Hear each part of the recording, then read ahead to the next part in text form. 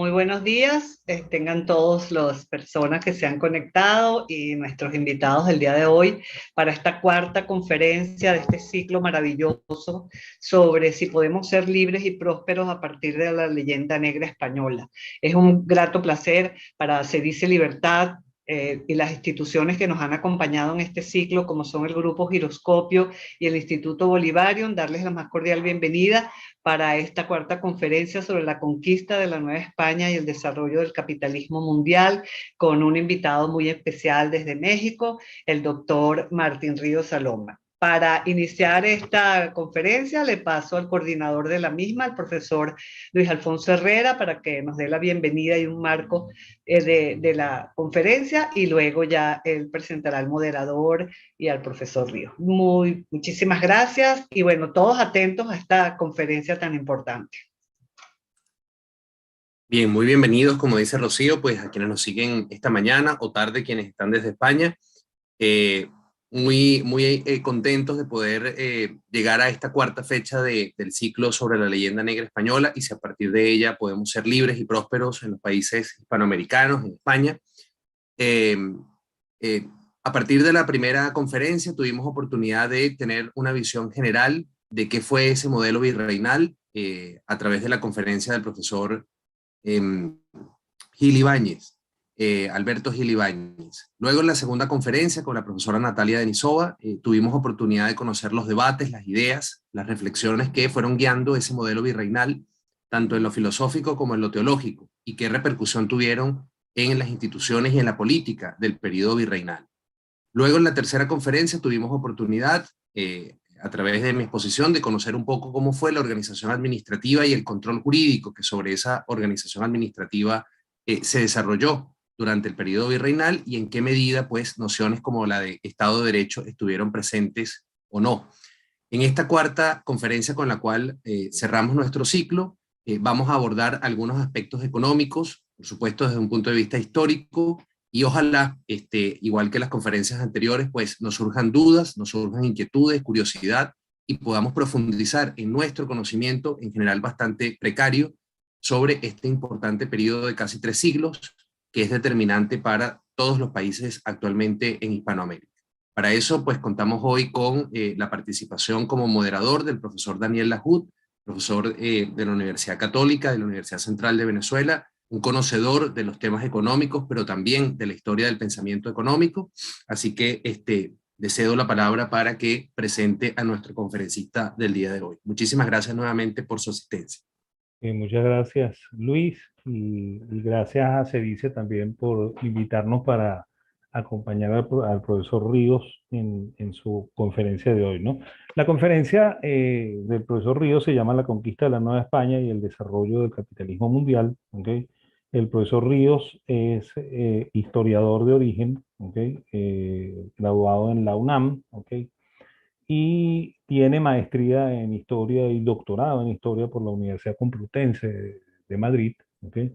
Es experto en historia medieval, ¿okay? Lo cual a mí me complace mucho porque es un periodo de la historia que a mí me agrada mucho. Y bueno, ganador de premios, ¿okay? Y un intelectual a carta cabal, por lo cual creo que vamos a disfrutar de una excelente conferencia, ¿ok? Y sin más rodeos, le doy la palabra a doctor Ríos. Muchas gracias, profesor Lajud, por esta amable presentación y por supuesto a Rocío Guijarro, a Luis Alfonso Herrera y a Cedice por la amable invitación que me han turnado para estar aquí con ustedes esta mañana. Y por supuesto saludo a todas las personas que se han conectado, bien en Caracas, bien en España y quizás en algún otro país de América Latina para asistir a esta conferencia de clausura. Yo quisiera iniciar mi charla, bueno, poniendo sobre la mesa un hecho fundamental. No soy especialista en la historia económica, ni de la Edad Media, ni de la época moderna. Así solo he compartido a Luis Alfonso, incluso recomendándole a algunos colegas del instituto que sí se dedican a historia económica, pero él me pidió que por favor realizara una visión pues, de naturaleza genérica, global, general, que nos permitiera insertar el proceso de articulación de la economía mundial a partir del proceso de conquista de la Nueva España. Y bueno, por supuesto, no podía negarme porque es un tema que también me interesa muchísimo, dado que como medievalista tengo quizás una ventaja, es decir, ver lo que ocurre en los siglos XVI y XVII desde los siglos precedentes, XIII, XIV, XV, y asistir finalmente a un proceso de fortalecimiento del capitalismo mundial que inició en el siglo XI. Me voy a permitir compartir con ustedes un pequeño PowerPoint que elaboré el día de la preparación de la conferencia, y prefiero hacerlo a través del PowerPoint porque si no me conozco y sé que puedo desviarme muchísimo en mi propia introducción, de tal suerte que el PowerPoint nos va a servir también de guía y a ustedes para tomar nota de algunos datos importantes. Quisiera comenzar diciendo que estamos acostumbrados, particularmente en México y en España, desconozco en el caso de Venezuela, pero intuyo que será más o menos lo mismo, que en la educación primaria y la secundaria aprendemos la historia dividiéndola en estas cinco épocas, ¿no? La antigüedad, del siglo IX más o menos antes de Cristo al siglo V después de Cristo, la Edad Media, por supuesto, del siglo V al siglo XV, la época moderna del siglo XVI al XVIII, la época contemporánea, el siglo XIX y XX, y la época actual, el tiempo presente, es decir, lo que llevamos desde la caída del muro de Berlín y la Unión Soviética hasta nuestros días. Por supuesto, es una división artificial, muy pedagógica, pero que me parece nos impide analizar en profundidad algunos de los procesos más importantes que tienen lugar precisamente entre el tránsito de la Edad Media y el inicio de la época moderna. Existe un enorme debate sobre cuándo termina la Edad Media, cuándo empieza la modernidad, antes o después, y en función de las perspectivas de análisis, esas fechas pueden ser unas u otras. Sin embargo, lo que yo quería proponer esta mañana es evitar esa división que incluso tiene una marcada tendencia o una perspectiva materialista, ese materialismo histórico, y como medievalista proponer la idea según la cual el periodo que se extiende entre los siglos XI y XVII tiene en sí mismo una unidad de sentido histórico. No digo de ninguna manera que el siglo XI y que el siglo XII sean iguales que los siglos XVI y XVII, pero sí que como medievalista puedo observar una continuidad de distintos procesos que se desarrollaron a lo largo de estas centurias. ¿Por qué el siglo XVII y no el siglo XVIII? Porque la guerra de 30 años va a significar una rearticulación del poder político en Europa, una reconfiguración precisamente de los mercados mundiales y, bueno, evidentemente daría inicio a la revolución industrial. Algunos autores, como el propio Jacques Le Goff, ha señalado que esa Edad Media podría extenderse hasta el siglo XVIII, precisamente como consecuencia de la Revolución Francesa a nivel político y de la Revolución Industrial a nivel económico. Pero ¿cuáles serían los procesos que se desarrollaron en estas centurias? Pues en primer lugar, la expansión de la sociedad europea, cuyo primer hito importante sería la conquista de Jerusalén en el año 1099, en el marco de la Primera Cruzada, una expansión que va a continuar por el Mediterráneo y después por el Atlántico y finalmente por el Pacífico, que es lo que nos interesa. Un proceso de fortalecimiento de las monarquías europeas que cada vez tienen una mayor capacidad para cobrar impuestos, para administrar justicia, para crear una burocracia y unos ejércitos permanentes, para establecer embajadas en las monarquías vecinas, y todo ello se traduce en un lento proceso de desestructuración del sistema feudal. Y otro de los puntos que me interesa subrayar es precisamente el desarrollo del capitalismo mercantil y financiero y como consecuencia de ello el desarrollo de la burguesía y de las ciudades. Por eso me interesaba recuperar esa clasificación tradicional que aprendemos en la educación básica, ¿no? De la antigüedad, edad media, época moderna y contemporánea, porque según estos esquemas el capitalismo solo se desarrollaría a partir del siglo XVI o incluso a partir del siglo XIX con esa revolución industrial.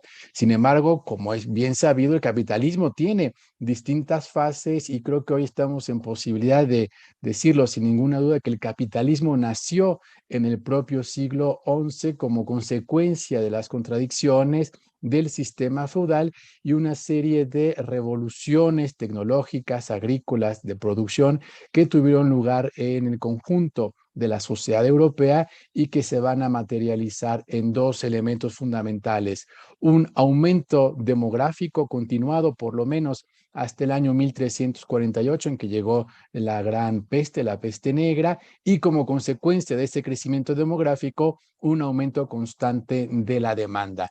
De tal suerte que ese aumento de la demanda es a la vez causa y consecuencia de un aumento de la producción agropecuaria, de la generación de excedentes y de la posibilidad de comercializar esos excedentes.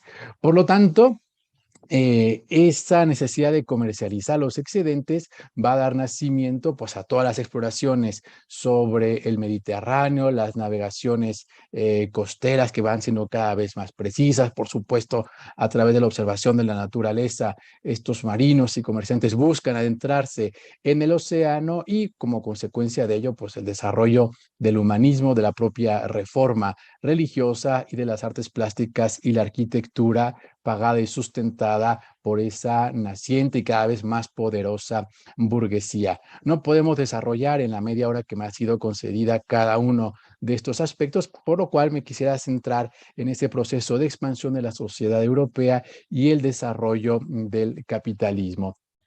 Decíamos pues que el capitalismo surgió en el siglo XI, no podemos poner una fecha precisa, sí que hemos constatado a través de la documentación, los colegas medievalistas que se dedican particularmente a la historia agraria, ya lo decía Marc Bloch a principios del siglo XX, que en torno al año 1030, 1040, 1050 asistimos a un crecimiento económico de las sociedades agropecuarias que se refleja precisamente en la renovación de las parroquias y las iglesias que articulaban a las comunidades de aldea. El monje cluniacense Raúl Glaber en su crónica tiene una metáfora muy bonita. Decía que Europa se cubría de un manto blanco de iglesias. Por lo tanto, ese proceso de renovación arquitectónica refleja un crecimiento económico dado por distintos factores. Podríamos hablar del aumento de las superficies cultivables, de la introducción de los abonos, de la introducción del arado con vertedera de hierro, de la apertura de nuevos espacios productivos, por supuesto de la roturación trianual, ¿no? Que hace más productiva la tierra, de la implementación de elementos tecnológicos tan simples como la pala y el pico, pero con punta de metal que permiten cultivar extensiones de tierra cada vez más grandes, la introducción, por supuesto, del molino del viento que permite, ¿no?, generar esas harinas con las cuales alimentar a la población europea. Y por lo tanto, para finales del siglo XI, vemos que efectivamente las ciudades han recobrado la importancia que tenían en época romana.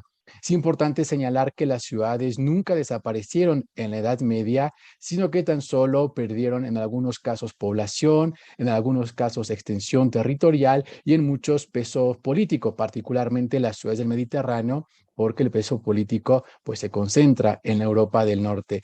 Pero esas ciudades no desaparecieron, de tal suerte que cuando se generan los excedentes fueron las ciudades del Mediterráneo las primeras en comenzar a recuperar una importante actividad económica. De tal suerte que el desarrollo de este capitalismo se tradujo en todos estos elementos que ustedes pueden ver allí. Una economía en constante proceso de monetarización y ello a su vez generó una demanda de metales preciosos de oro y plata con los cuales acuñar la moneda, la necesidad de llegar a las fuentes de abastecimiento de materias primas y productos de lujo procedentes, como todos saben, de Oriente a través de la ruta de la seda. Y ello a su vez va a generar una lucha por el control de las rutas comerciales terrestres y marítimas entre las distintas ciudades comerciales, Génova, Pisa, Marsella, por supuesto, Barcelona, Sevilla, y también las distintas monarquías. De ahí los conflictos que analizamos desde el siglo XIV y hasta el siglo XVII entre Castilla, Aragón, Inglaterra, Francia, Portugal, las ciudades italianas, que además de tener intereses políticos, tienen fundamentalmente intereses económicos detrás. Estas potencias económicas van a luchar por la apertura de nuevos mercados y eso a su vez va a generar la exploración de nuevas rutas y espacios de comercio. Resulta muy interesante constatar que ya hacia el siglo XII se han consolidado dos grandes circuitos comerciales, el que tiene lugar en torno al Mediterráneo, desde la península ibérica hasta Medio Oriente y por supuesto tomando en cuenta, vamos a poner el mapa, los distintos reinos del norte de África y también el circuito comercial del Mar del Norte que se extiende prácticamente desde el puerto de Brest hasta Tallinn en la actual Estonia y que vincula a todas estas ciudades a través de la Liga Hanseática. Por lo tanto, lo único que faltaría sería una red comercial que vinculara los mercados mediterráneos con los mercados de Europa del Norte.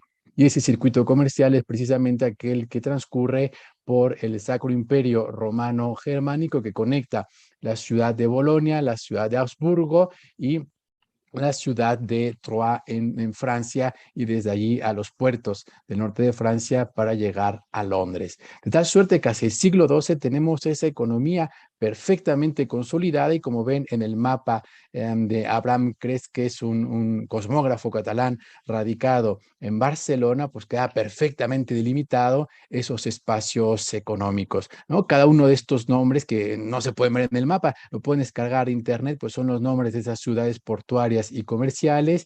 Y aquí me interesa señalar dos elementos importantes: la ruta de las caravanas, ¿no?, que conectan todo el norte del Magreb y al rey del oro, ¿no? El rey de Mali que, según la tradición, pues tiene palacios de oro, casas de oro, y está representado con su corona, su pomo y su cetro de oro. Este mapa es fundamental para entender por qué Europa, a partir del siglo XIII, inició la exploración del Atlántico con el objetivo de acceder directamente a las fuentes de abastecimiento de oro procedente de África y evitar así la intermediación de los comerciantes musulmanes.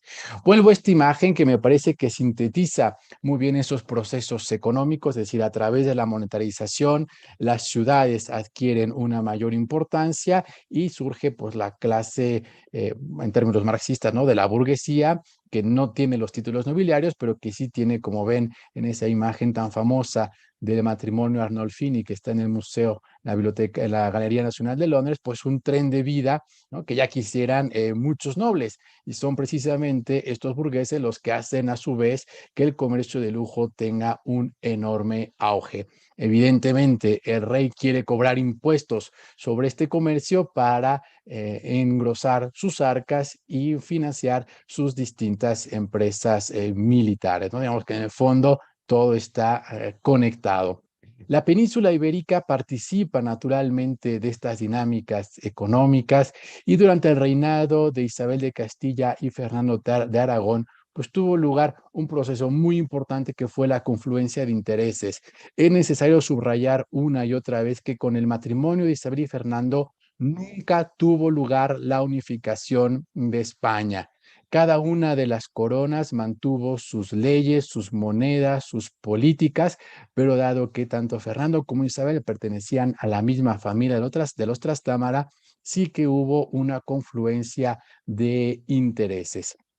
Y esos intereses en buena medida pasaban por integrar a Portugal a la corona de Castilla, cosa que se intentó a través de distintos matrimonios y no se logró hasta que Felipe II heredó la corona portuguesa, pero también confluían los intereses del dominio sobre el estrecho de Gibraltar y, por supuesto, el comercio en el Mediterráneo. Aragón, si lo vemos en este mapa siguiente, tiene posesiones en medio del Mediterráneo, en Cerdeña, Nápoles, Sicilia, que le permiten entrar en contacto y en competencia con las otras potencias comerciales. Por lo tanto, Castilla se ve un poco obligada por las circunstancias históricas a buscar su expansión sobre el Atlántico, ¿no? Y en ese sentido hay que entender por qué la conquista de Constantinopla a manos de los turcos otomanos en 1453, pues marcó un hito en el desarrollo de esta historia económica, porque los turcos van a impedir ese comercio a través de la ruta de la seda y ello obligaba a las distintas potencias económicas a buscar rutas alternativas. Para la época todo el mundo sabía que la Tierra era redonda y por lo tanto que era posible y factible llegar a las fuentes de abastecimiento de materias primas y productos de lujo orientales.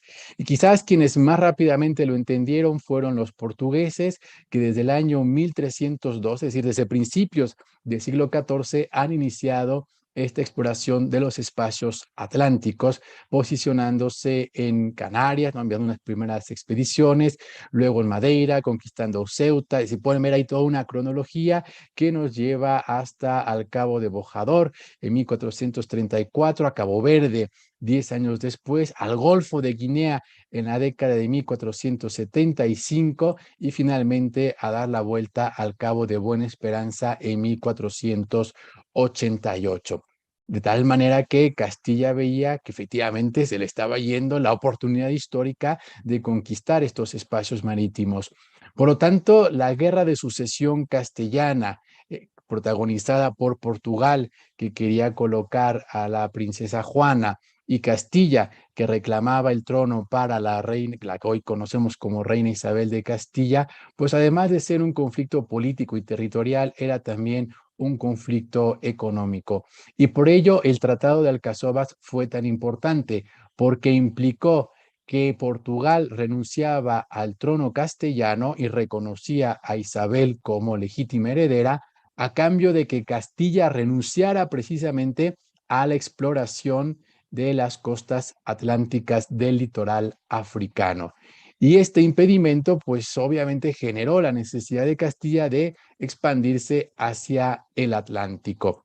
Y desde la década de los años 70 del siglo XV, o lo digo más sencillo, desde 1470, los reyes católicos inician un proceso de exploración de las llamadas Islas Afortunadas, de las Islas Canarias, que como ven allí, pues Fuerteventura, Santa Cruz de Tenerife, las Palmas de Gran Canaria, que está pues, muy cerquita de África, enfrente del continente, y que permitiría establecer puntos de contacto y de comercio con los norteafricanos. La Guerra de Granada, que se extiende de 1482 a 1492, impidió que Castilla hiciese un esfuerzo mucho más importante y significativo en estos años, pero al final de la Guerra de Granada, en torno a 1492-1494, Castilla, la reina misma, envía a sus tropas para que se apoderen de las islas. Aquí lo vemos en el mapa, ¿no? En avión se harían 2 horas, pero son 2000 kilómetros y pues en ferry entre Fuerteventura y Marruecos apenas hay 2 horas, ¿no? 111 kilómetros. Pues no sé, supongo que de Caracas habrá alguna ciudad cercana que esté a 100 kilómetros, por lo que eso facilita, ¿no? El comercio. ¿Y por qué traigo a colación a Canarias? Porque Canarias será la piedra angular realmente de la expansión atlántica y el primer espacio de proyección de las experiencias mediterráneas, experiencias políticas, militares, ideológicas, religiosas, culturales, ¿no? De diálogo con otras poblaciones. Y desde allí, como ustedes bien saben, pues partiría Cristóbal Colón para hacer su viaje de circunnavegación.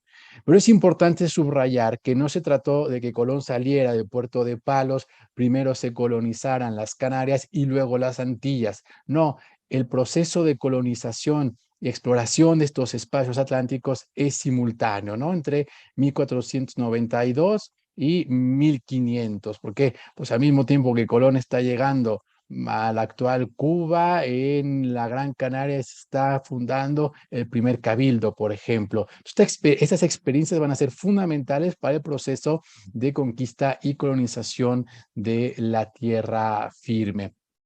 El caso castellano resulta también muy interesante. Desde 1486, Cristóbal Colón tuvo la primera entrevista con los reyes católicos, les presentó el proyecto de viajar a Oriente. Los reyes le dijeron que era pues, muy interesante, porque en ese momento estaban comprometidos con la guerra de Granada y que no tenían ocasión de financiar su viaje, que por favor, cuando fuera conquistada la capital del reino nazarí, que se acercara y con mucho gusto pues iban a platicar. El sitio de la ciudad de Granada se formó en el verano de 1491 y desde diciembre Cristóbal Colón se establece en el campamento de Santa Fe para dialogar con los reyes. La ciudad cayó, como bien saben, el 2 de enero de 1492 y a partir de ese momento los reyes dedicaron su atención al proyecto colombino hasta que el 30 de abril de ese año se firmaron las famosas capitulaciones de Santa Fe. Y resultan muy interesantes porque en realidad lo que se establece en las capitulaciones son acuerdos de comercio y navegación. Se le otorgan a Colón, por supuesto, el título de almirante en todas las tierras que descubriese o ganara en la mar Océano, con carácter hereditario y con el mismo rango que el almirante de Castilla. Es importante porque nos habla ya de una tradición marítima que hunde sus raíces por lo menos en el siglo XIII, que tuvo lugar la conquista de Sevilla. En segundo término, se le concede el título de virrey hereditario y gobernador general en todas las tierras firmes que descubriera o ganara, recibiendo el derecho de proponer ternas para el gobierno de cada una de ellas.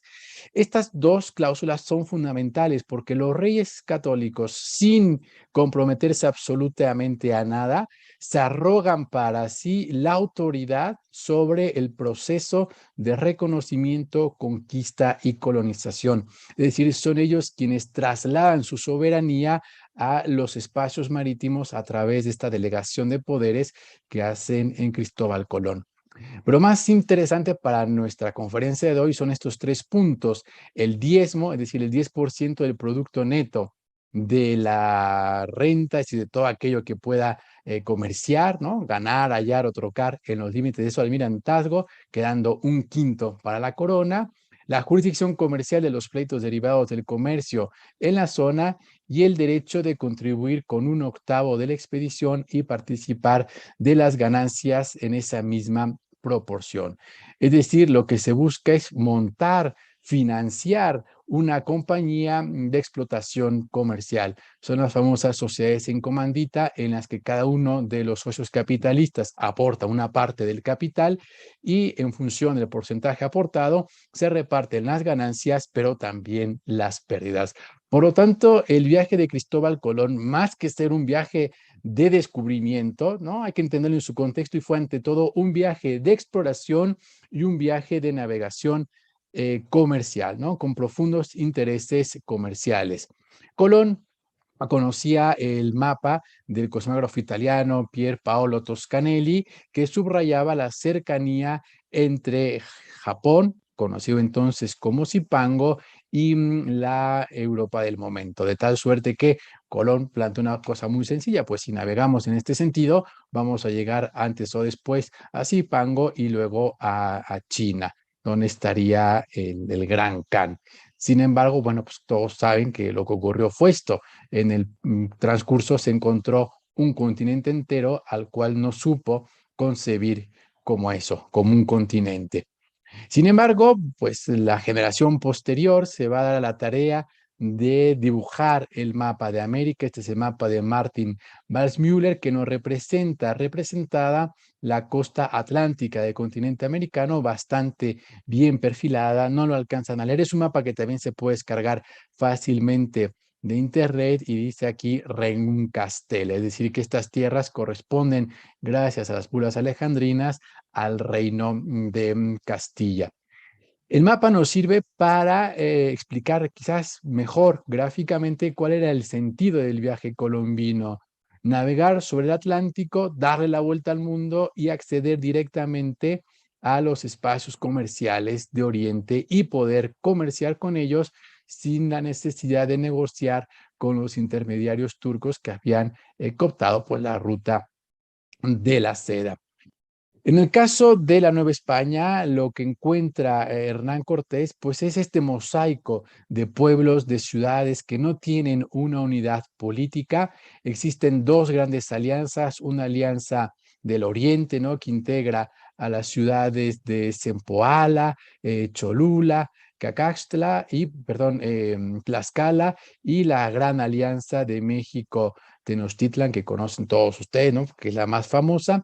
Entonces, lo que hoy sabemos casi 2 años después, dedicados al proceso de conquista, es que en realidad Cortés llegó en un momento en que estas dos grandes alianzas estaban enfrentadas entre sí por el control de los territorios. Hernán Cortés fue un soldado, ¿no? Un aventurero que llegó en el momento indicado, que supo ver perfectamente las rivalidades entre estas dos alianzas y que finalmente supo tejer alianzas económicas, perdón, alianzas políticas personales con la región de Tlaxcala para atacar a la ciudad de México Tenochtitlan, y como ustedes bien saben, el 13 de agosto de 1521, México Tenochtitlan cayó frente a un numerosísimo ejército indígena y algunos soldados castellanos.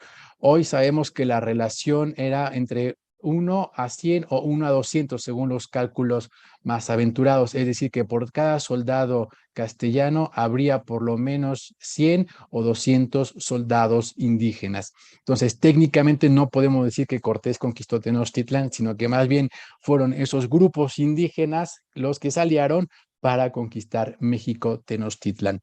Lo que me interesa subrayar este proceso son dos elementos: que la actividad económica está basada fundamentalmente en la producción del maíz para el abastecimiento de las poblaciones y el pago de los tributos, y segundo, que el comercio era un comercio amplísimo que conectaba distintas zonas del altiplano central con el Golfo de México y también con el Caribe.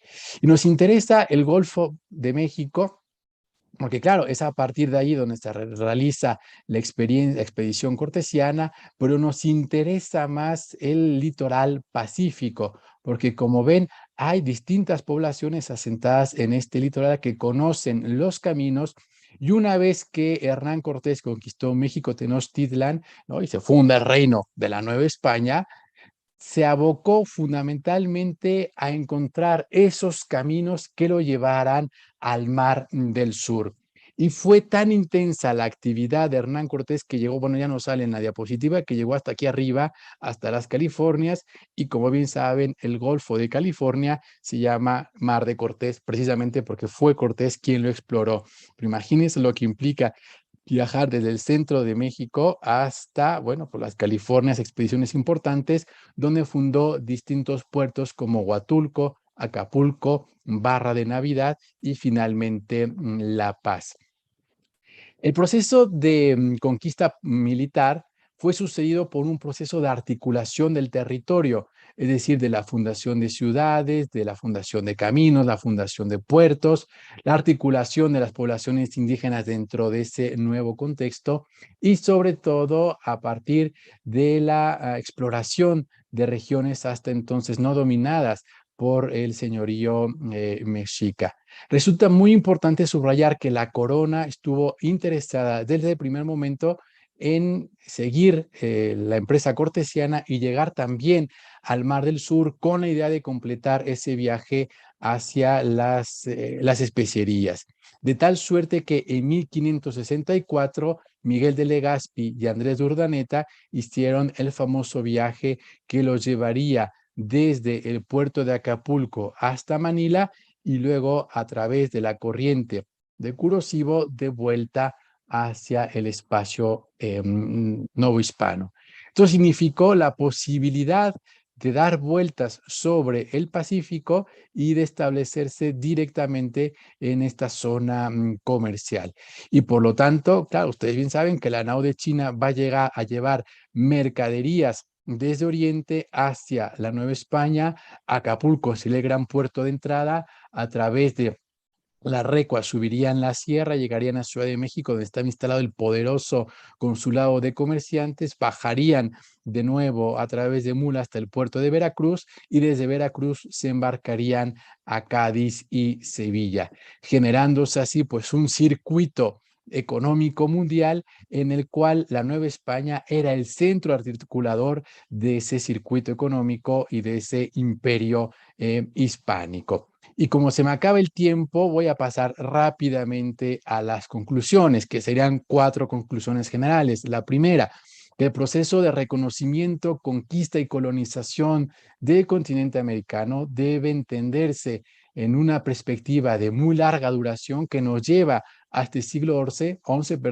e insertarse en las dinámicas de expansión tanto de las fronteras de la monarquía castellana como del capitalismo mercantil y financiero. Es decir, ese proceso de conquista americana es una fase más de la expansión de ese capitalismo que hemos visto surgir en el siglo XI.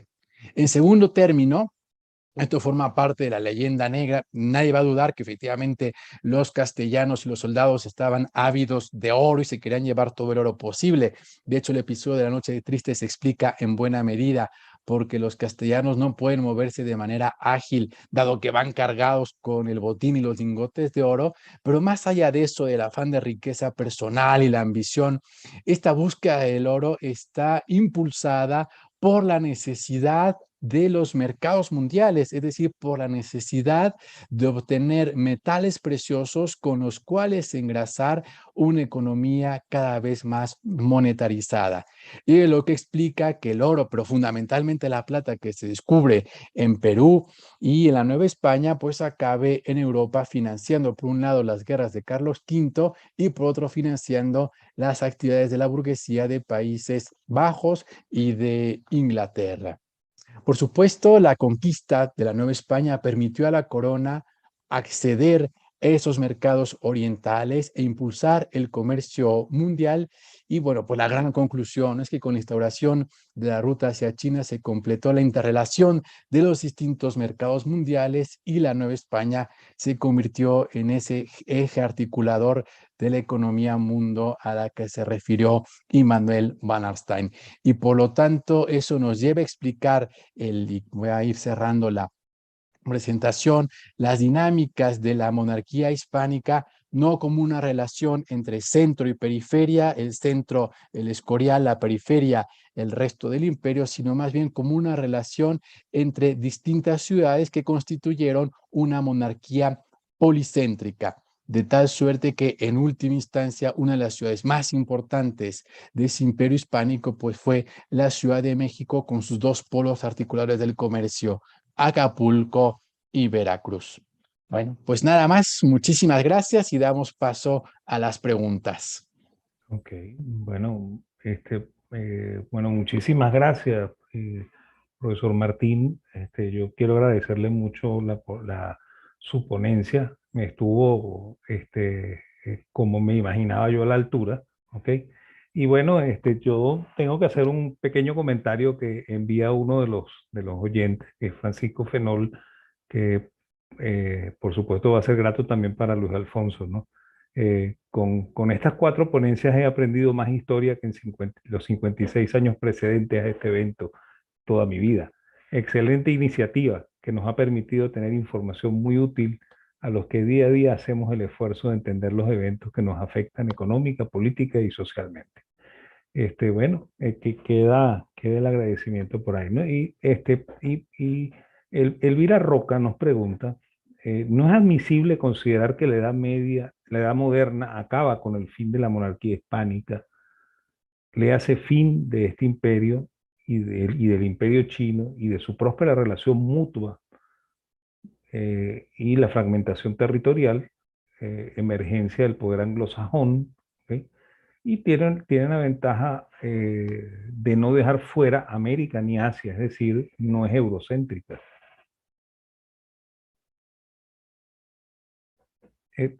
Creo Sí, que muchas gracias, profesor Lajú, por la lectura de la pregunta de la profesora Elvira Roca Barea, a quien saludo con muchísimo cariño y que he lamentado mucho no haber podido saludar personalmente a lo largo de este año. Gracias, Elvira, por conectarte.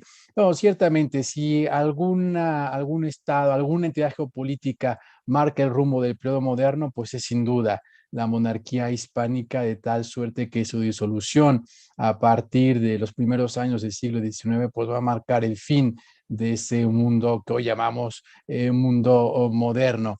Ciertamente es un proceso sumamente complejo, del cual creo que no estamos del todo, o sea que, lo digo de otra manera, falta mucho todavía por averiguar, por investigar, y ciertamente hemos cambiado de paradigmas. El profesor Lahoud me corregirá, pero intuyo que tanto en Venezuela como ocurrió en México, como en Argentina, que es el caso que conozco mejor, pues este proceso de disolución de la monarquía siempre se nos enseñó como un proceso de independencia, ¿no? Como si cada una de esas élites criollas tomaran conciencia de su libertad y, bueno, pues cada una por su cuenta se fuera independizando de la mala España que nos tenía colonizados y sometidos. Y hoy sabemos pues más bien que fue una guerra civil entre distintos partidos, en el que los ejércitos napoleónicos tienen mucho que ver y donde los problemas económicos también van a ayudar mucho a esta desafección hacia la metrópoli. Por lo tanto, Elvira, creo que tienes toda la razón. Al desaparecer la monarquía hispánica como entidad planetaria, pues termina también la Europa moderna. Desde una perspectiva económica, no sé, profesor Lahoud nos podrá ayudar un poco más. Habría que pensar, por ejemplo, si esa lenta industrialización de la monarquía hispánica, pues está vinculada también, ¿no? Con su decline económico frente a otras potencias que logran industrializarse pues más rápidamente, como la propia Gran Bretaña, por ejemplo, ¿no? Me parece que ese factor económico no debemos tampoco soslayarlo. Habría que ver en qué medida y hasta qué punto la capacidad de la monarquía para distribuir los recursos y canalizarnos hacia la armada, pues va a ser mayor o menor respecto de Inglaterra, de Francia, y en qué medida pues esos factores económicos también van a ser determinantes en la guerra que se establece a principios del 19 con Napoleón. Pero bueno, creo que sin duda, Elvira, nos dejas una reflexión importante, ¿no? La edad moderna no acaba con el fin de la monarquía hispánica. Muchas gracias. El profesor Alfonso Herrera está pidiendo la palabra. Vamos a cedérsela para ver qué nos quiere comentar. Ya, bueno, la formulo así sin video porque creo que estoy ahorita bloqueado. En todo caso, la pregunta muy concreta, profesor, muchísimas gracias por su conferencia extraordinaria, es si es válido ese contraste que a veces se hace en un plano más histórico que económico incluso, eh, eh, entre el Imperio Español y el Imperio Británico. Se afirma en estos temas económicos que mientras el Imperio Español fue extractivo, cerrado, mercantilista, contrario al comercio, a los intercambios, más bien el Imperio Británico luego fue lo contrario, es decir, fue más bien abierto, pro libre mercado, respetuoso de la propiedad privada, y a partir como de ese estigma, entonces, bueno, hay como una carga casi genética en nosotros, contrarios, digamos, ¿no? Entonces, a partir de lo que usted nos expone, pareciera que si uno se ubica históricamente en cada etapa, por un lado, y por otro lado ve, más bien hace el contraste entre lo que hizo el Imperio Español respecto de lo que existía antes, bueno, esa dicotomía, digamos, entre libre mercado asociado a un imperio y más bien proteccionismo o estatismo asociado al otro, más bien pudiera un poco ahí como problematizarse al menos. No sé si nos podría comentar algo al respecto. No, pues gracias al profesor Herrera, porque efectivamente eso es lo que nos permite aterrizar en el problema de la leyenda negra. Como ustedes bien saben, la leyenda negra surgió en el siglo XVII en el marco de la Guerra de 30 años y como una de las armas de propaganda más interesantes que desarrollaron los británicos y los Países Bajos, es decir, generar una serie de tópicos negativos sobre la monarquía hispánica con el objetivo de exaltar las virtudes de la monarquía inglesa. Y ello pues se va a desarrollar a lo largo del siglo XVIII y XIX, e inclusive se va a incorporar como parte de las explicaciones pseudohistóricas. Es decir, parecería que el mundo hispánico como bien decía Alfonso, pues por genética estaba impedido para negociar y comerciar, porque además, claro, en España eran todos nobles que, como de Lazarillo de Tormes, quieren vivir del nombre y de la renta sin trabajar, ¿no? Bueno, ciertamente puede haber algún noble que, como Don Quijote, quiera vivir todavía de la caballería andante, pero como decíamos, o sea, como lo digo de forma sencilla, está demostrado, ¿no? A través de la documentación y de profundos estudios que tanto Castilla como Aragón están plenamente inmersas en las dinámicas capitalistas y que por lo tanto hay una generación de riqueza y que por lo tanto interesa el comercio. Es más, si nosotros nos situamos en esos primeros años del siglo XVI, las tareas fundamentales de los colonizadores de las Antillas, además de reconocer y explorar esas islas antillanas, eran dos: hacer esclavos para el comercio de esclavos y recuperar perlas como objetos de lujo. De hecho, hay un documento precioso que ha encontrado mi esposa en el archivo de Simancas que refiere que la reina Isabel tiene ya una perla de las Indias incrustada en una de sus joyas, ¿no? Estamos hablando de 1502, 1503, antes de su muerte. Es decir, el proceso de conquista de América es ante todo un proceso económico de comercio. Y si a Cortés se le hace un juicio de residencia es precisamente porque desobedece las instrucciones que tenía, que era la de establecer puntos de contacto para poder comerciar. Lo que dice Cortés es, no, esto es mucho más divertido y hay mucho más riqueza de la que imaginábamos, yo voy a conquistar, ¿no?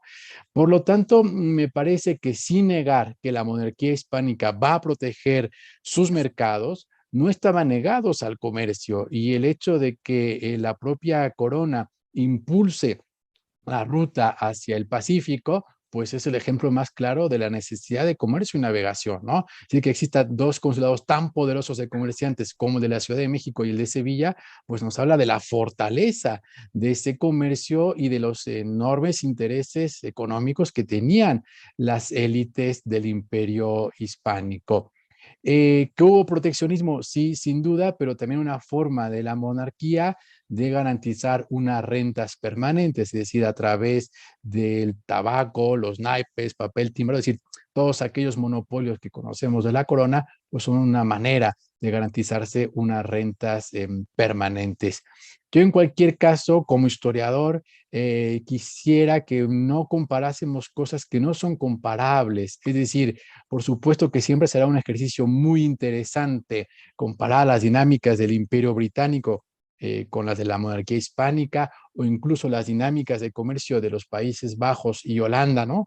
En Oriente, pero creo que los puntos de comparación son, pues son necesarios, pero no siempre son fecundos, porque, o al menos no lo serían si pensamos que unos son mejores que otros. ¿A tenor de qué resultados, bajo qué perspectiva? Y mucho menos sería útil si lo hacemos una perspectiva anacrónica, ¿no? Como, bueno, hoy sabemos en el siglo XXI que así pasó, en el siglo XVI y XVII, pues la gente no iba a saber cuáles eran las consecuencias, sino que más bien iban actuando conforme a esos intereses. No sé, Luis, si con eso me explico y respondo tu pregunta. Clarísimo, muchísimas gracias. A Ok, ti. ok, tenemos otra pregunta. Eduardo Puertas dice lo siguiente: a riesgo de parecer ingenuo, siempre me he preguntado qué rol juega el factor religioso dentro de este complejo proceso de la llamada leyenda negra.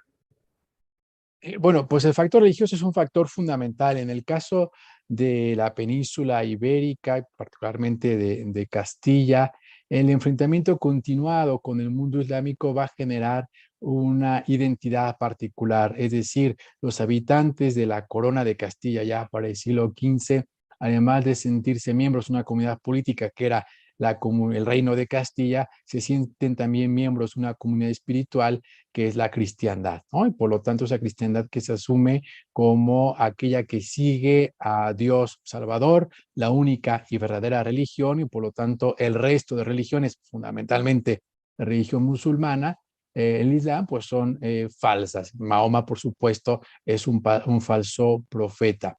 En este sentido, debe considerarse que desde principios del siglo XV, hay un importante movimiento de reforma en el seno de la Iglesia que se extiende a toda la sociedad europea y cuyo último eslabón sería, por supuesto, la reforma que propone Martín Lutero, porque efectivamente pues, la Iglesia se había alejado de los ideales, ¿no?, del cristianismo.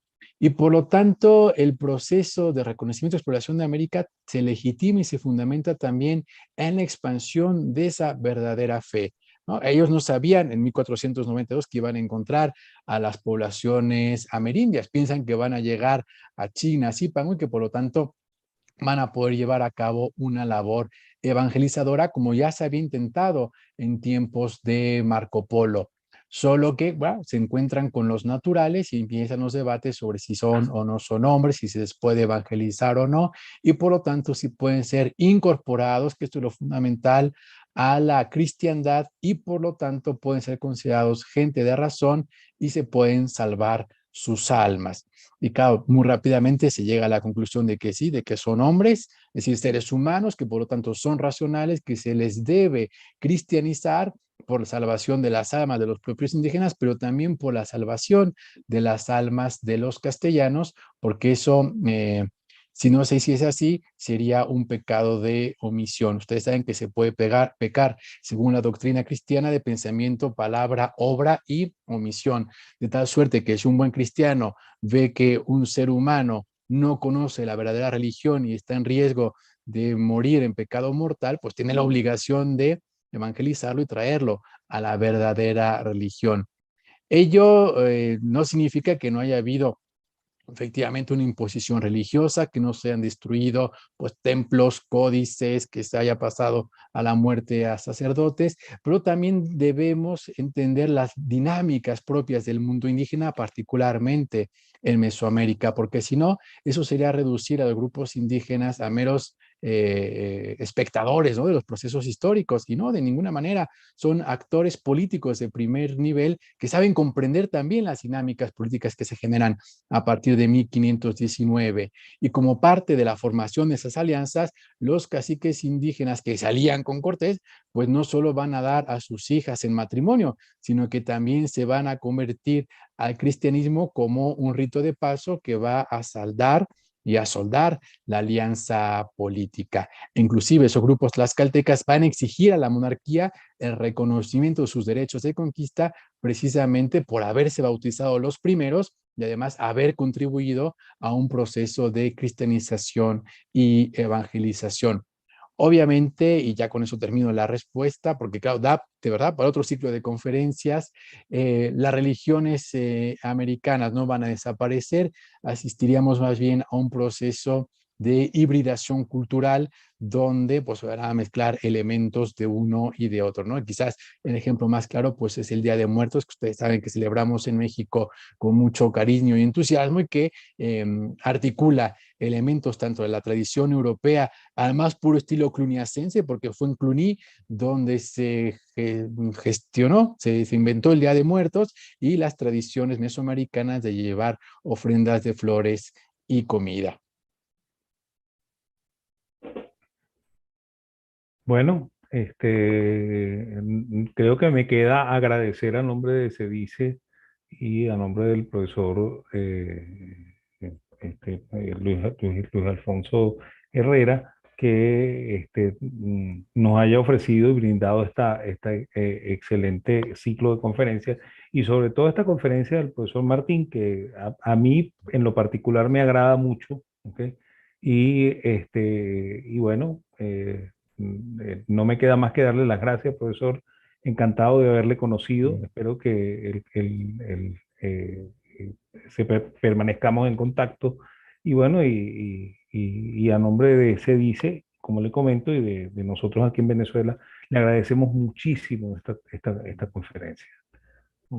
Al contrario, profesor Lajú, soy yo quien le agradece a usted el haber moderado la charla, a Luis Alfonso Herrera por la invitación, a Rocío por todas las gestiones y sobre todo al público que nos ha acompañado tanto en Venezuela como en España por esta charla. Elvira, te dejo un saludo afectuoso y bueno, que sigamos en contacto, que lo que necesitamos son diálogos transatlánticos para seguir construyendo caminos de ida y vuelta. Y muchísimas gracias. Luego. Vale. Hasta luego, pues. Chao, gran saludo.